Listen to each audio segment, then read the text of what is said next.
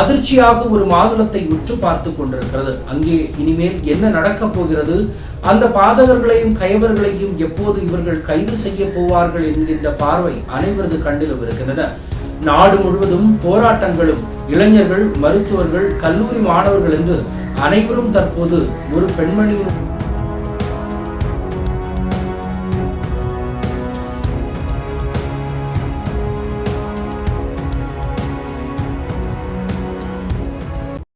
Mister perfect extra gold திருமணமான ஆண்களுக்கு திருப்பு முனையை ஏற்படுத்தும் ஹலாலான இயற்கை வியாகரா. வயதான பலகினமா, சுகர் பலகினமா, இனி கவலை வேண்டாம், உடனே ஆர்டர் செய்யுங்கள். வணக்கம். இந்தியா முழுவதுமே அதிர்ச்சியாக தள்ளப்பட்டிருக்கிறது. அதிர்ச்சியாக ஒரு மாதுளத்தை உற்று பார்த்து கொண்டிருக்கிறது. அங்கே இனிமேல் என்ன நடக்கப் போகிறது, அந்த பாதகர்களையும் கயவர்களையும் எப்போது இவர்கள் கைது செய்ய போவார்கள் என்கின்ற பார்வை அனைவரது கண்ணிலும் இருக்கின்றன. நாடு முழுவதும் போராட்டங்களும், இளைஞர்கள், மருத்துவர்கள், கல்லூரி மாணவர்கள் என்று அனைவரும் தற்போது ஒரு பெண்மணியினுடைய உயிருக்காக அல்லது அந்த பெண்மணியினுடைய உயிரை எடுத்தவர்களுக்காக போராடி கொண்டிருக்கிறது. எப்படியாவது அந்த பாதகர்களையும் கயவர்களையும் கைது செய்ய வேண்டும். மேற்கு வங்கத்தில் நடந்த கொடூரத்தை பற்றி தான் நாம் பேசிக் கொண்டிருக்கிறோம். மேற்கு வங்கத்தில் இருக்கக்கூடிய ஒரு மருத்துவமனையில் ஒரு பெண் டாக்டரை பலாத்காரம் செய்து கொடூரமாக கொலை செய்த சம்பவம் நாடையே அதிர்ச்சிக்குள்ளாக்கியது.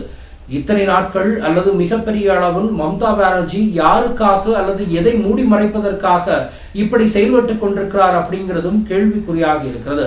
ஏற்கனவே நடந்து முடிந்த லோக்சபா தேர்தல் ஆகட்டும், அதற்கு முந்தைய நடந்த இடைத்தேர்தல்கள், அதற்கு முன்பே நடந்த பஞ்சாயத்து தேர்தல்களில் மிகப்பெரிய அளவில் ஆளும் கட்சியினுடைய அதிகாரத்தினுடைய வெளிப்பாடுகள் நாம் பார்த்ததொன்று. மிகப்பெரிய அளவில் கொடூரமாக தாக்குவதும், தாக்கி தன்னுடைய அதிகாரத்தை பயன்படுத்தி பல இடங்களில் தேர்தலை நடத்திய காட்சிகள் எல்லாம் நாம் கண்கூடாக பார்த்தது.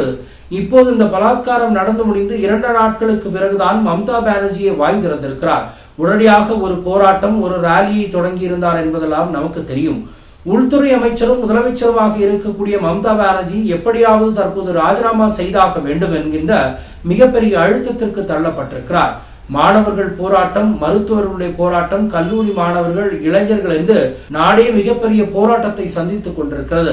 இந்த கயவர்களை எப்படி நீங்கள் கைது செய்ய போகிறீர்கள்? உடனடியாக மத்திய அதிகாரிகளை வைத்து, தனிப்படை அதிகாரிகளை வைத்து உடனடியாக இதனை விசாரித்து மிக விரைவில் இதற்கான தீர்வுகளை காண வேண்டும் என்கின்றதையும் தெள்ள தெளிவாக சொல்கிறது.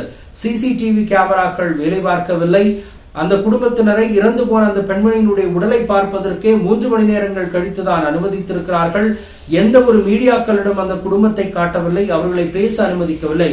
யாரை பாதுகாப்பதற்காக, எதை மறைப்பதற்காக இப்படிப்பட்ட விஷயங்களை செய்து கொண்டிருக்கிறீர்கள்? ஒட்டுமொத்தமான ஆதாரங்களை அழிப்பதற்காக மிகப்பெரிய கும்பல்களும் சண்டைகளும் ஏற்பட்டதெல்லாம் நமக்கு நன்றாக தெரியும். ஒட்டுமொத்தமாக இது அங்கிருக்கக்கூடிய மம்தா பானர்ஜியினுடைய அரசாங்கத்தினுடைய வீழ்ச்சியாக தான் பார்க்கப்படுகிறது. இந்த வீழ்ச்சியை சரிகட்டுவதற்காக உடனடியாக மம்தா பானர்ஜி ராஜினாமா செய்யாக வேண்டும் என்கிறது தான் அனைவருடைய கோரிக்கையாக இருக்கிறது.